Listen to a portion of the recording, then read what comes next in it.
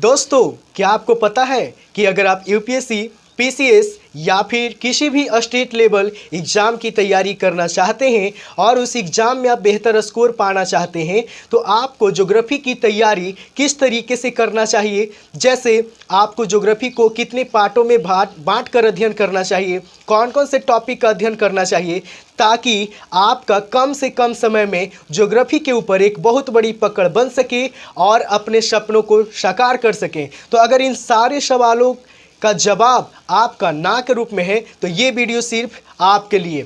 आप बस क्या करें, शुरू से लेकर अंत तक मेरे वीडियो को देखते रहें, मैं सारे प्रश्नों का डॉट आपका क्लियर करा पाऊंगा। तो चलिए दोस्तों, शुरू करते हैं आज का अपना टॉपिक, ज्योग्राफी से जुड़े कुछ रोचक बातें।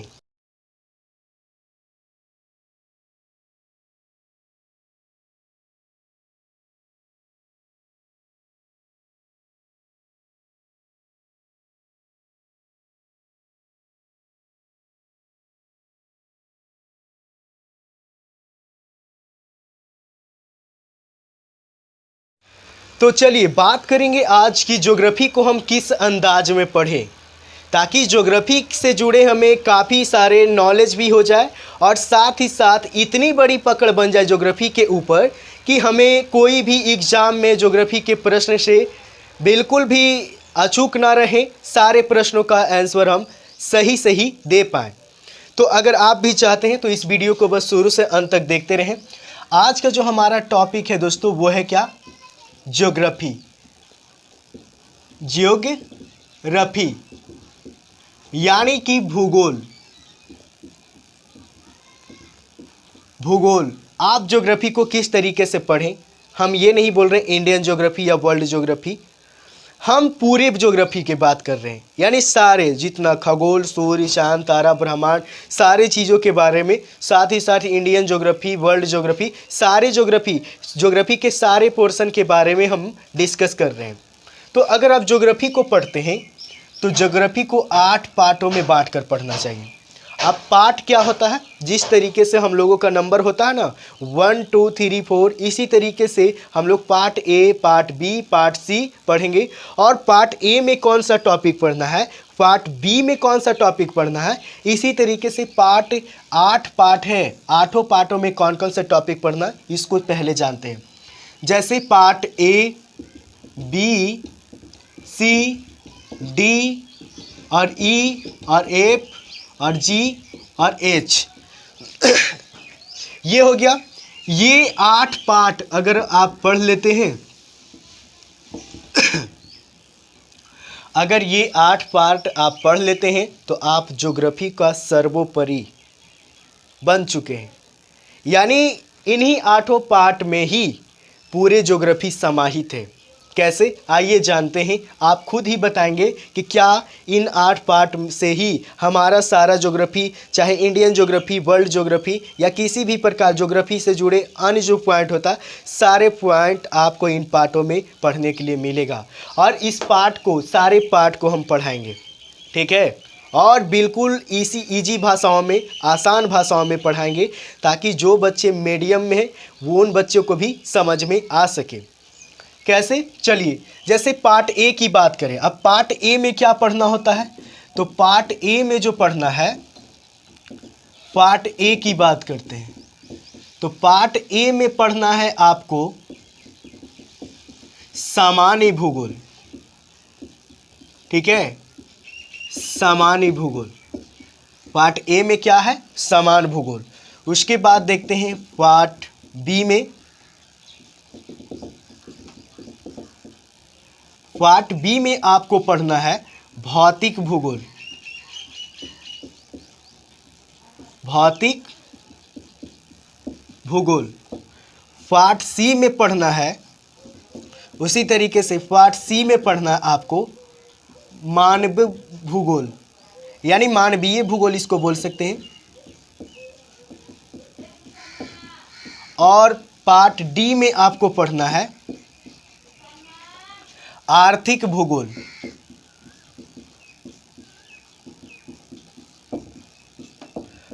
और पार्ट ई में आपको पढ़ना है ये हम लोगों ने क्या पढ़ा, सामान्य भूगोल, भौतिक भूगोल, आर्थिक भूगोल, मानव भूगोल और विश्व का भूगोल हम लोग पढ़ेंगे।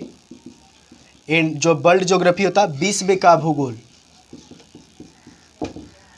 उसके बाद हम लोग पढ़ेंगे भारत का भूगोल यानी इंडियन ज्योग्राफी।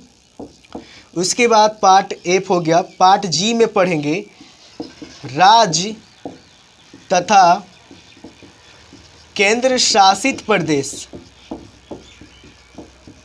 और पार्ट एच में पढ़ेंगे कुछ अन्य जो महत्वपूर्ण बिंदु होता है उसके बारे में। यही 8 पोर्शन को आपको पढ़ना है और इसी से आप ज्योग्राफी का एक बहुत बड़ी ज्ञाता भी बन सकते हैं। और इतने ज्ञाता तो आप लोग जरूर बनेंगे कि आपको कोई भी एग्जाम, ये यूपीएससी लेवल का बता रहे हैं हम, ठीक है। अब यूपीएससी लेवल का बता रहे हैं यानी लो से लेकर यूपीएससी लेवल तक का, यानी लो से लेकर पूरे स्टैंडर्ड फॉर्म तक का हम ये बता रहे हैं।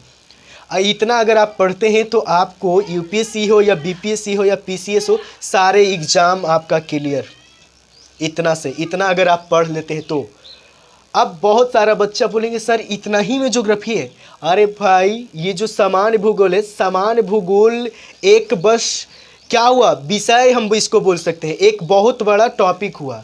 इस सामान्य भूगोल में भी बहुत सारे भाग होगा। कैसे, उसको भी जानेंगे हम लोग। पहले आप इसको नोट करें कि part A B C D E F G H तक भूगोल को बांटकर हम लोग पढ़ेंगे, पार्ट ए से लेके पार्ट एच तक। और कितने टोटल पार्ट, 8 पार्ट। पहला पार्ट हमारा क्या है, सामान्य भूगोल। तो आज हम लोग बात करेंगे, हम लोग तो देख लिए कि भूगोल को कितने पार्टों में बांटकर पढ़ना चाहिए, तो 8 पार्टों में, पार्ट ए से लेके पार्ट एच तक। पार्ट ए में सामान्य भूगोल, भौतिक भूगोल, मानवीय भूगोल, आर्थिक भूगोल, विश्व का भूगोल, भारत का भूगोल, राज्य तथा केंद्र शासित प्रदेश और कुछ अन्य महत्वपूर्ण बिंदु जो होता है उस चीज़ों के बारे में जानेंगे। तो इतना अगर आप पढ़ते हैं तो आपको कम से कम की बात बता रहे हैं, 6 महीना तो आपको कम से कम लगेगी इतना पढ़ने में। इतना पढ़ने में आपको कम से कम 6 महीना लगेगा। अब 6 महीना ऐसा नहीं है कि आप 10 घंटा पढ़ रहे हैं तो 6 महीना लगेगा, और ऐसा बिल्कुल भी पढ़ाई नहीं करना चाहिए। आप जब पढ़ाई करते हैं, खास करके जो बच्चे यूपीएससी और कोई भी यानी स्टैंडर्ड फॉर्म यानी हाई लेवल के एग्ज़ाम की तैयारी करना चाहते हैं, वो एक दिन में एक सब्जेक्ट को 10 घंटा 5 घंटा नहीं पढ़ें। आप कम से कम 3 सब्जेक्ट, जैसे आप यूपीएससी की तैयारी करते हैं तो एक दिन में ज्योग्राफी पढ़ें, कॉन्स्टिट्यूशन पढ़ें और हिस्ट्री पढ़ें। ये 3 सब्जेक्ट को कम से कम 2-2 घंटा तो पढ़ना ही चाहिए। कम से कम 3 सब्जेक्ट प्रतिदिन पढ़ना चाहिए। अब 3 सब्जेक्ट, किसी दिन ज्योग्राफी, इकोनॉमिक्स और कोई अदर सब्जेक्ट, और किसी दिन यानी तीनों सब्जेक्ट अलग अलग होना चाहिए, ठीक है। ऐसा नहीं है कि एक ही पूरे 10 घंटा में हम एक ही सब्जेक्ट पढ़ रहे हैं, तो इससे आपको कोई फ़ायदा होने वाला नहीं। आपको माइंड वहाँ से भटक सकती है। इसीलिए आपको मैं बताता हूँ कि आपको अगर जल्द तैयारी करना हो, बेहद अच्छे तरीके से तैयारी करना चाहते हैं, तो आप क्या करें कि एक दिन में कम से कम 3 से 4 सब्जेक्ट को डिवाइड करके पढ़ें, ठीक है। आप भले 2 ही घंटा पढ़ें लेकिन 3 सब्जेक्ट कम से कम पढ़ें। तो चलिए, ये तो हमने देखा कि ज्योग्राफी को कितने पार्टों में बांट कर पढ़ें ये। अब हम कोई एक पार्ट को उठाते हैं, जैसे पार्ट ए हम लोग देखते हैं। पार्ट ए को आज हम लोग क्या पढ़ेंगे, पार्ट ए। पार्ट ए में हमने बताया था कि क्या था पढ़ना, सामान्य भूगोल। सामान्य भूगोल। अब इस सामान्य भूगोल पार्ट ए में भी 3 पॉइंट पढ़ना है। 3 पॉइंट नहीं, 3 टॉपिक, जो कि काफ़ी बड़े बड़े टॉपिक है। जैसे पहला हम लोग पढ़ेंगे ब्रह्मांड, उसके बाद दूसरा पढ़ेंगे पृथ्वी की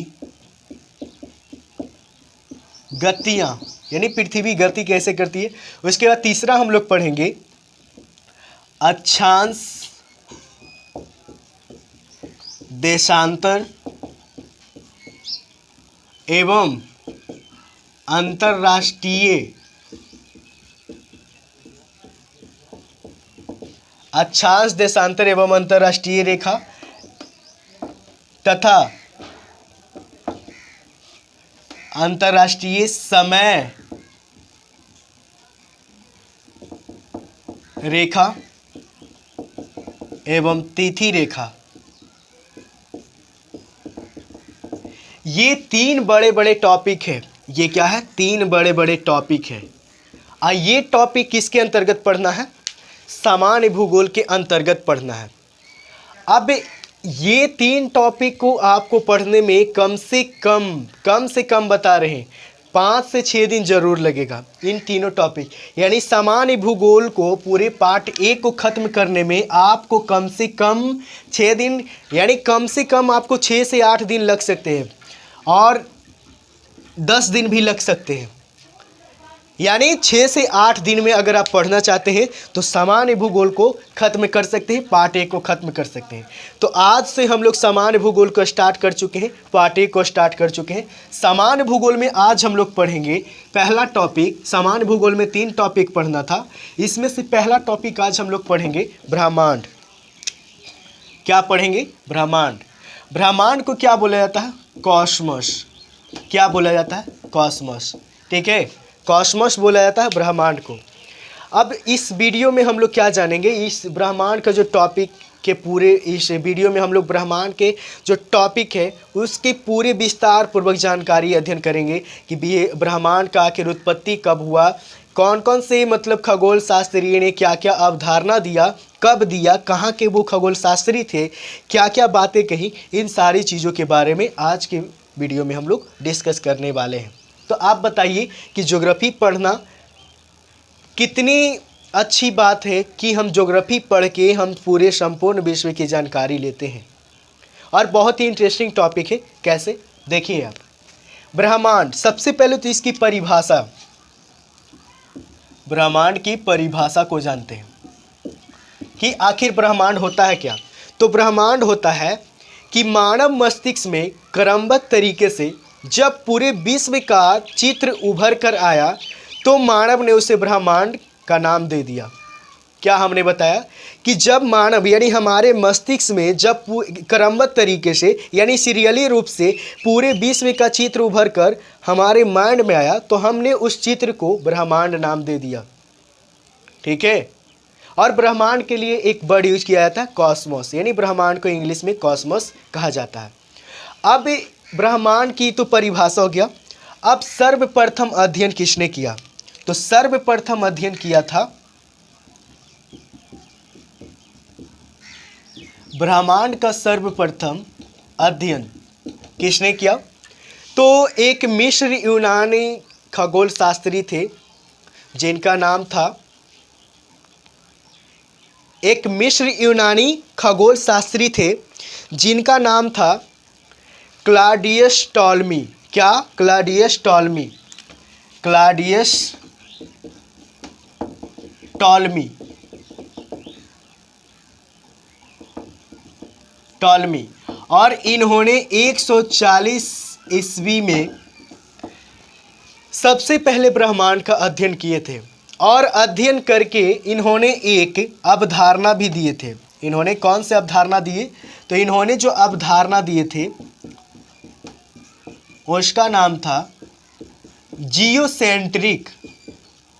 जियोसेंट्रिक नामक अवधारणा दिए थे और इस अवधारणा में इन्होंने सबसे पहले ब्रह्मांड के बारे में बताएं कि मान लिया कि ये पूरे ब्रह्मांड है,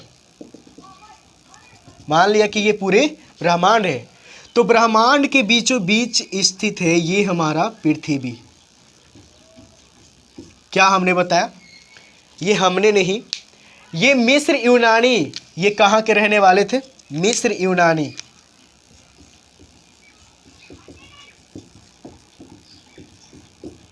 यूनान के रहने वाले थे, मिस्र यूनान के रहने वाले थे क्लॉडियस टॉलमी, जिन्होंने 140 ईस्वी में सबसे पहले ब्रह्मांड का अध्ययन किए थे और अध्ययन करके उन्होंने एक अवधारणा भी दिए थे ब्रह्मांड से जुड़े और वो अवधारणा का नाम था जियोसेंट्रिक। अब जियोसेंट्रिक अवधारणा के अनुसार इन्होंने ये बताया कि ब्रह्मांड के बीचों बीच में पृथ्वी स्थित है।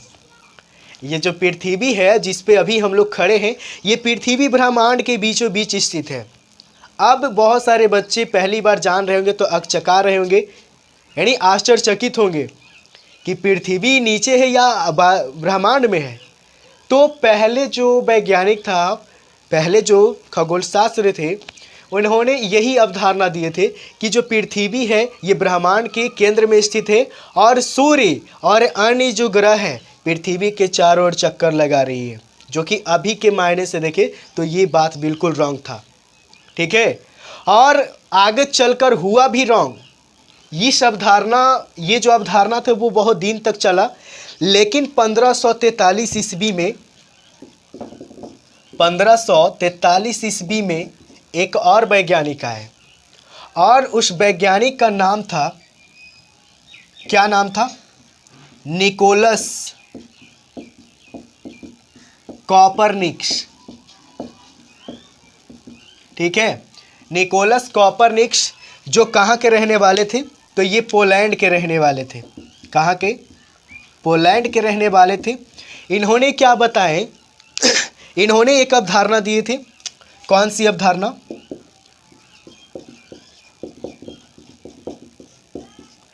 ये जो क्लॉडियस टॉलमी थे, इन्होंने अवधारणा दिए थे जियोसेंट्रिक। उसी के नाम पे एक अवधारणा इन्होंने भी दिए थे जिसका नाम था उस अवधारणा का नाम था, क्या नाम था? हेलियोसेंट्रिक।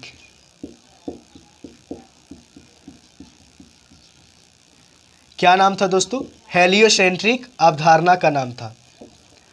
क्या? हेलियोसेंट्रिक।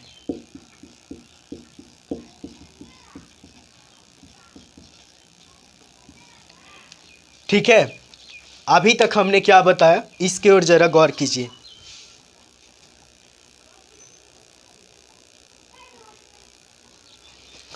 अभी तक हमने ये बताया कि ब्रह्मांड का जो सबसे पहले अध्ययन किए थे वो किए थे क्लॉडियस टॉलमी।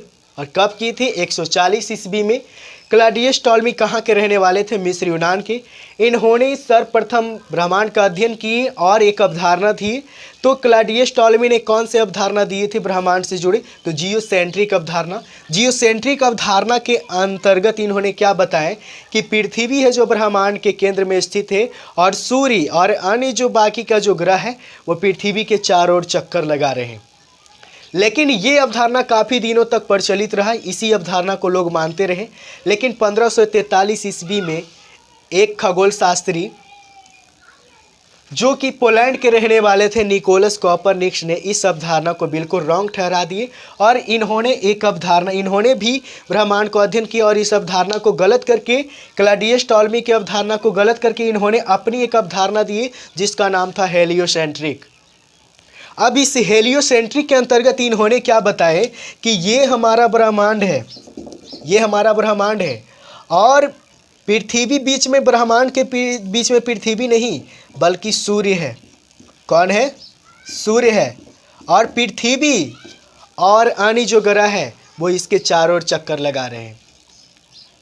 चूंकि ये अवधारणा अभी वर्तमान दौर में भी चल रहा है, यही ना हो रहा। हम लोग क्या कहते हैं कि पृथ्वी चक्कर लगाती है सूर्य का, सूर्य ऊपर में है और पृथ्वी और अन्य जो ग्रह है वो सूर्य का चक्कर लगा रहे हैं। यही बात तो अभी भी हम लोग फॉलो कर रहे हैं। तो चूंकि ये अभी का जो काल है उसको आधुनिक काल बोलते हैं। चूंकि ये आधुनिक काल के लिए ये काम किए थे, इसीलिए इन्हें आधुनिक खगोल शास्त्र का जनक भी कहा जाता है। आधुनिक खगोल शास्त्र का जनक भी कहा जाता है। किन्हें कहा जाता है? क्वेश्चन आ सकता है कि आधुनिक खगोल शास्त्र का जनक किसे कहा जाता है? तो वो कहा जाता है निकोलस कॉपरनिकस का। क्यों कहा जाता है? क्योंकि इन्होंने आधुनिक काल के लिए ब्रह्मांड से जुड़े ऐसी अवधारणा बनाए थे जो आधुनिक काल में भी प्रचलित है और इसी अवधारणा को हम लोग वर्तमान दौर में भी मान रहे। इसीलिए इन्हें आधुनिक खगोल शास्त्र का पिता भी कहा जाता है, यानी जनक कहा जाता है। तो ये हमने दो वैज्ञानिकों के बारे में बताएं। ठीक है, अब इसको आप क्या करें, थोड़ा सा स्क्रीनशॉट लेंगे, उसके बाद इसको नोट करेंगे। अगर कोई भी टॉपिक में आपको डाउट है बेहिचक पूछे, मैं उसे ज़रूर बताऊंगा। चलिए आप इसे स्क्रीनशॉट लीजिए और या फिर इसको नोट करें। ठीक है, पॉइंट देना ज़रूरी है। हमने बताए थे क्लॉडियस टॉलमी मिस्र यूनानी के रहने वाले थे। 140 ईस्वी में इन्होंने सबसे पहले ब्रह्मांड का अध्ययन किए और इन्होंने अध्ययन करके एक अवधारणा दिए थे जिसका नाम था जियोसेंट्रिक। और इन्होंने इस अवधारणा के अनुसार बताएं कि पृथ्वी ब्रह्मांड के केंद्र में है, सूर्य और अन्य ग्रह पृथ्वी के चक्कर लगाते हैं, जो कि 1543 ईस्वी में चलकर ये गलत हो गया। और इनको गलत साबित करने वाला जो खगोल शास्त्री थे वो कहाँ के रहने वाले थे, पोलैंड के रहने वाले थे, और जिनका नाम था क्या, निकोलस कॉपरनिकस। इन्होंने एक हेलियोसेंट्रिक नामक अवधारणा दिए और इस अवधारणा के अंतर्गत बोले कि पृथ्वी ब्रह्मांड के केंद्र में नहीं है बल्कि सूर्य ब्रह्मांड के केंद्र में है और पृथ्वी और अन्य ग्रह इसके चक्कर लगाते हैं। चूँकि ये प्रक्रिया अभी तक चल रहा, वर्तमान दौर में भी चल रहा, इसीलिए निकोलस कॉपरनिकस को आधुनिक खगोल शास्त्र का जनक भी कहा जाता है। इतना आप लोग नोट करें, ठीक है। चलिए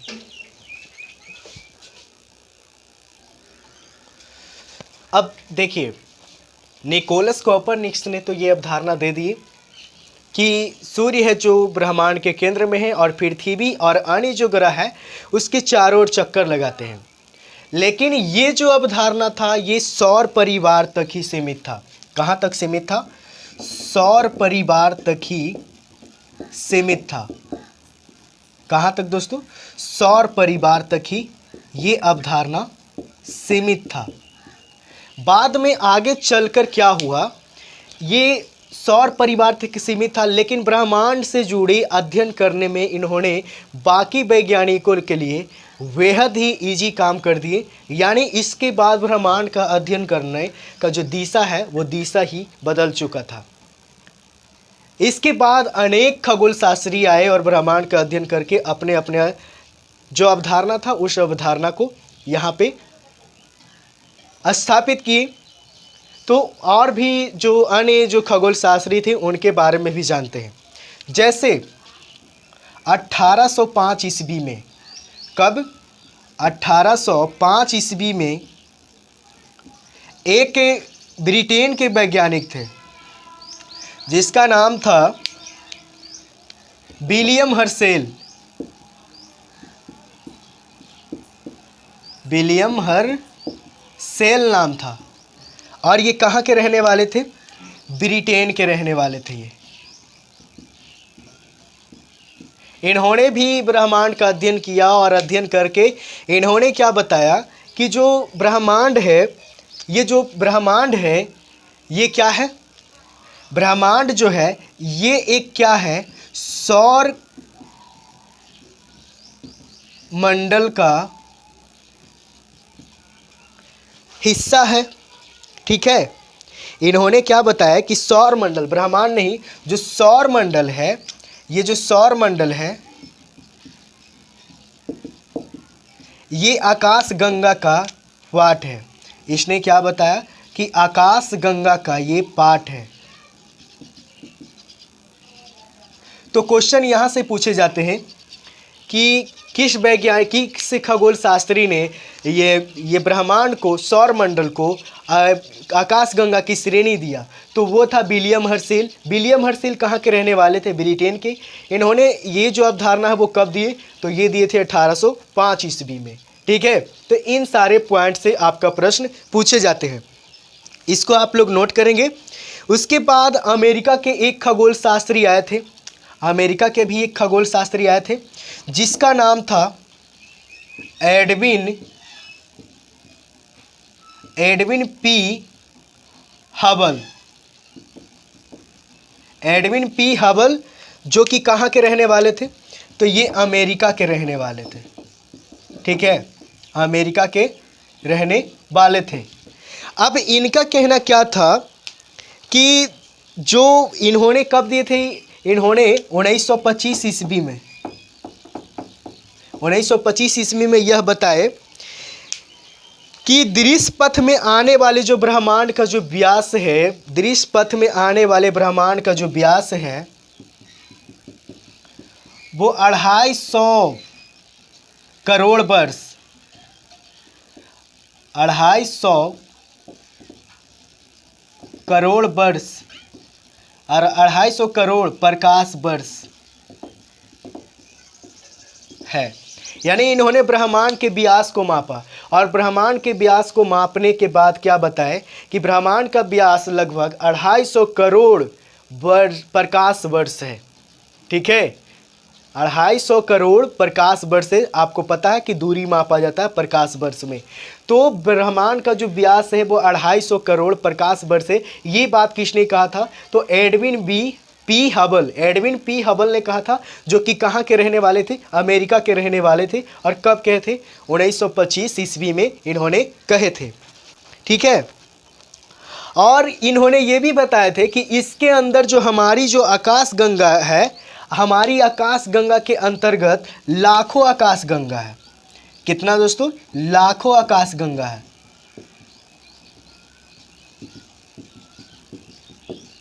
लाखों आकाश गंगा है। कौन बोले थे? ये एडविन पी हबल ने बोले थे। तो ये चीज़ें हैं जो ब्रह्मांड के उत्पत्ति से रिलेटेड है। ठीक है, इन पॉइंट से हमने देखा कि ब्रह्मांड के बारे में कौन कौन से जो अवधारणा है, कौन कौन वैज्ञानिक ने किस आधार पर दिए, और कौन कौन से वैज्ञानिकों ने ब्रह्मांड को क्या क्या श्रेणी दिया। इन चीज़ों के बारे में हमने जाना। तो अभी तक हम लोगों ने 4 वैज्ञानिकों को जाने। पहला क्लॉडियस टॉल्मी, कहाँ के रहने वाले थे? मिस्र यूनान। कब इन्होंने सबसे पहले ब्रह्मांड का अध्ययन किसने किया? क्लॉडियस टॉल्मी। कहाँ के रहने वाले थे? मिस्र यूनान। कब इन्होंने अध्ययन किया? 140 ईस्वी में। इन्होंने क्या अवधारणा दी? जियोसेंट्रिक अवधारणा के अंतर्गत क्या बताएं कि जो ब्रह्मांड है, ब्रह्मांड के बीचे बीच पृथ्वी स्थित है और सूर्य और अन्य ग्रह इसके चारों ओर चक्कर लगाते हैं। लेकिन ये अवधारणा बहुत दिनों तक चला। उसके बाद 1543 ईस्वी में इस अवधारणा को रॉन्ग ठहरा दिया गया, और रॉन्ग ठहराने वाले जो खगोल शास्त्री थे उनका नाम था निकोलस कॉपरनिकस, और ये कहाँ के रहने वाले थे? पोलैंड के रहने वाले थे। और इन्होंने किस अवधारणा के अंतर्गत क्लॉडियस टॉल्मी की अवधारणा को रॉन्ग किया? तो हेलियोसेंट्रिक अवधारणा के अंतर्गत। तो हेलियोसेंट्रिक नामक अवधारणा किसने दिया? Nicolaus Copernicus. इसके अंतर्गत क्या बताएं? इन्होंने बताया कि ब्रह्मांड के केंद्र में पृथ्वी नहीं बल्कि सूर्य है, और पृथ्वी और अन्य जो ग्रह है वो सूर्य के चारों ओर चक्कर लगाते हैं। ठीक है, लेकिन ये सौर परिवार तक ही सीमित था। इनकी जो अवधारणा है, ये अवधारणा सौर परिवार, इन्होंने ये सूर्य से रिलेटेड ही दिए थे। बाकी और चीज़ों का खोज करना था, आकाश गंगा ही और भी आगे चीज़ें हैं, वो ग्रह वगैरह के बारे में। क्योंकि ये जो अवधारणा था ये आधुनिक काल में भी प्रचलित है। यानी आज भी वर्तमान दौर में भी हम लोग क्या मानते हैं कि सूर्य ब्रह्मांड के केंद्र में है, और पृथ्वी और अन्य जो ग्रह वो सूर्य के चारों ओर चक्कर लगाते हैं। यानी आधुनिक दौर में भी हम लोग निकोलस कॉपरनिकस का ही बातों को फॉलो कर रहे हैं। इसीलिए इन्हें आधुनिक खगोल शास्त्र का जनक भी कहा जाता है। तो यहाँ से ये सब पॉइंट काफ़ी इम्पोर्टेंट है। उसके बाद इनकी भी अवधारणा से आगे 1805 ईस्वी में विलियम हर्शेल, जो कि ब्रिटेन के एक खगोल शास्त्री थे, इन्होंने क्या बताया कि सौर मंडल आकाश गंगा का एक क्या है? मात्र अंश है। यानी सौर मंडल का एक भाग है आकाश गंगा। ठीक है, उसके बाद एडविन पी हबल ने 1925 ईस्वी में, जो कि अमेरिका के रहने वाले थे, इन्होंने बताया कि ब्रह्मांड जो हमारी आँखों से, हम जो अपनी ब्रह्मांड को आँखों से देखते हैं, हमारे दृश्य पथ में आने वाली जो ब्रह्मांड है उसकी व्यास लगभग 250 करोड़ प्रकाश वर्ष है। और इस ब्रह्मांड में आकाश गंगा की तरह लाखों आकाश गंगा है। ठीक है, यानी लाखों गैलेक्सी है। एक गैलेक्सी की तरह लाखों गैलेक्सी है।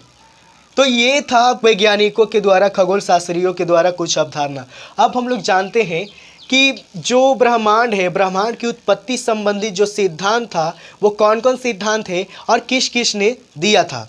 चलिए सबसे पहले हम लोग जानते हैं एक महत्वपूर्ण सिद्धांत जो बिग बैंग सिद्धांत के नाम से जाना जाता है। बिग बैंग सिद्धांत, पहला पॉइंट हम लोग क्या पढ़ेंगे? बिग बैंग सिद्धांत।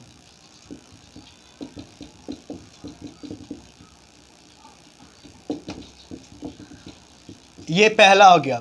दूसरा हम लोग पढ़ेंगे, ये पहला हो गया। दूसरा हम लोग क्या पढ़ेंगे?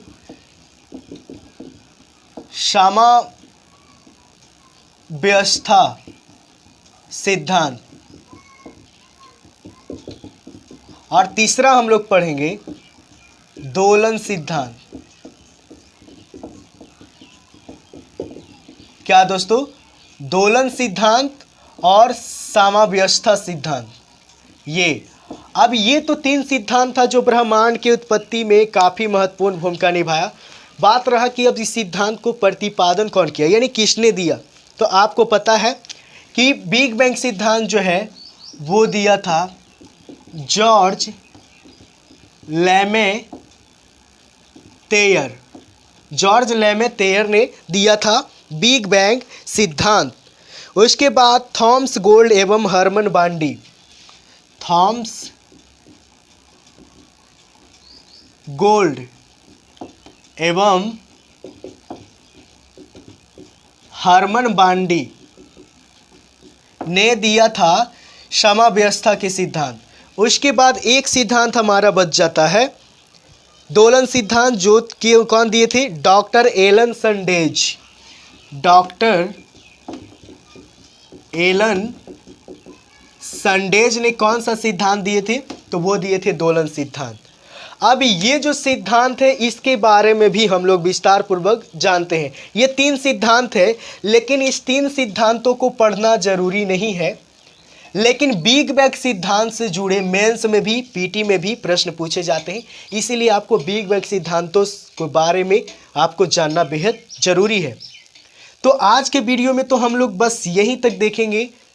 आगे का जो वीडियो आएगा उसमें हम लोग पढ़ेंगे बिग बैंग के सिद्धांत से जुड़े कुछ रोचक बातें।